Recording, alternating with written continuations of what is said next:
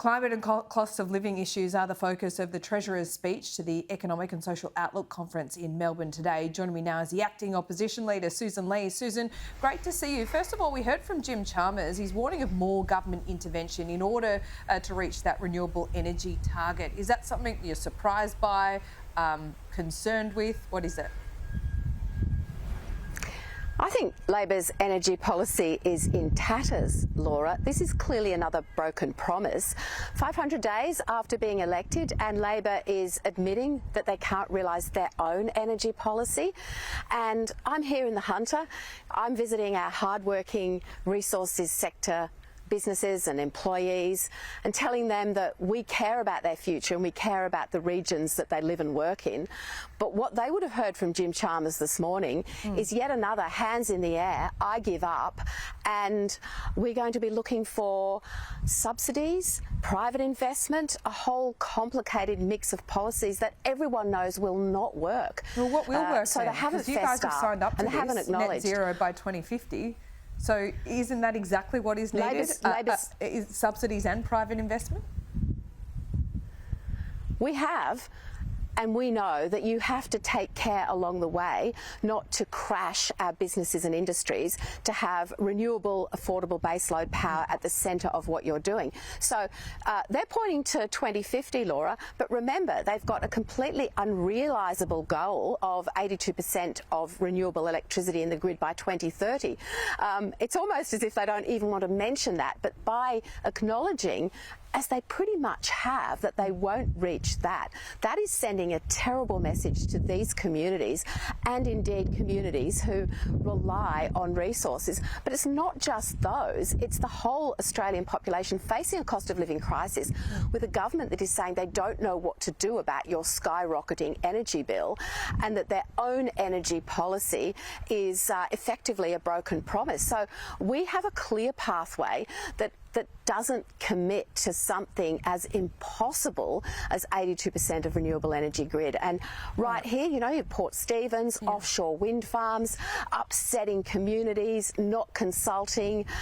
Look, it is a mess, and this is what happens when you have a treasurer with a PhD in politics, not economics.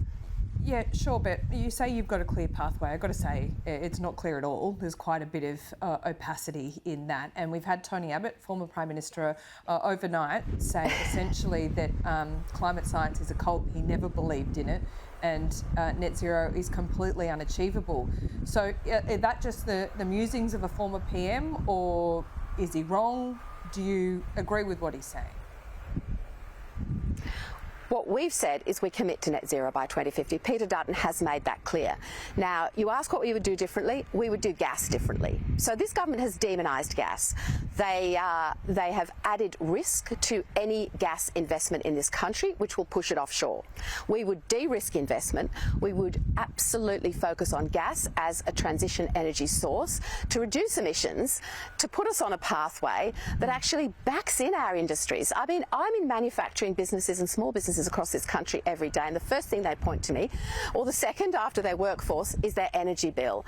And we can't have businesses close because of government policy on energy when you know, when there are alternatives. So it's just broken promise after broken promise, and a cost of living crisis that Anthony Albanese now says today is almost his top priority, and it's taken him 18 months to realise this.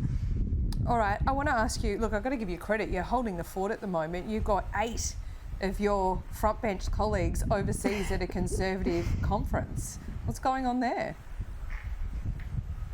Well, politicians, colleagues travel and listen to ideas. We're in the most interconnected world, whether it becomes around politics, conservative ideas, liberal ideas. So, of course, people should be travelling and they should be listening and they should be participating in such conferences. And I'm very happy to be here on the ground in the Hunter, and I'm very happy to be doing what I like doing best of all, Laura, which is getting out of a high-rise building somewhere in the city, or even a low-rise building in my hometown of Albury, important though that is, and just talking to communities. So good on to you. have that opportunity to hear directly from them is what gives us the strength that will input into great policy for the future when it comes to the choice Australians will make at the next election. Yeah, absolutely. I asked you that because I think it's important to point out that, you know, Paul Fletcher, among others in your party, have been saying Anthony Albanese shouldn't be travelling to the US or China, calling him Airbus Albo.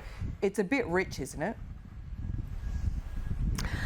We wish the Prime Minister well when he goes overseas. The critical thing, and you mentioned his visit to China, is how he demonstrates what is important to Australia on that visit. And as I said yesterday, and others have also, the human rights issues around Dr. Yang should not be the price of a ticket to Beijing.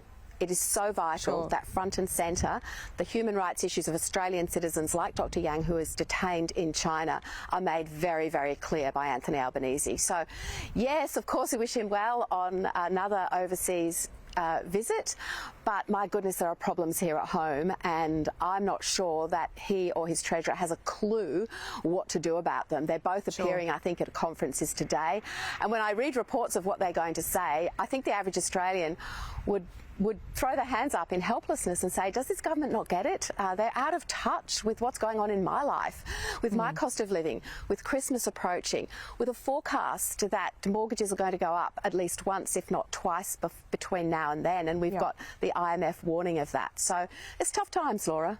Yeah, it certainly is. I just want to, I mean, it seems like a bit of hypocrisy calling him Airbus Albo. I'm looking at a tweet here from Paul Fletcher saying he's cancelled a week of sitting so he could jet off to the US. I mean, it seems like it's making it sound like it's a frivolous holiday to the US. In fact, it was a state dinner with Joe Biden, while you've got 8 of your frontbenchers in the UK at the moment. It's a bit rich, is it not? Well, he has cancelled. He has cancelled a week of sittings. He did that last minute. He gave the Parliament almost no notice.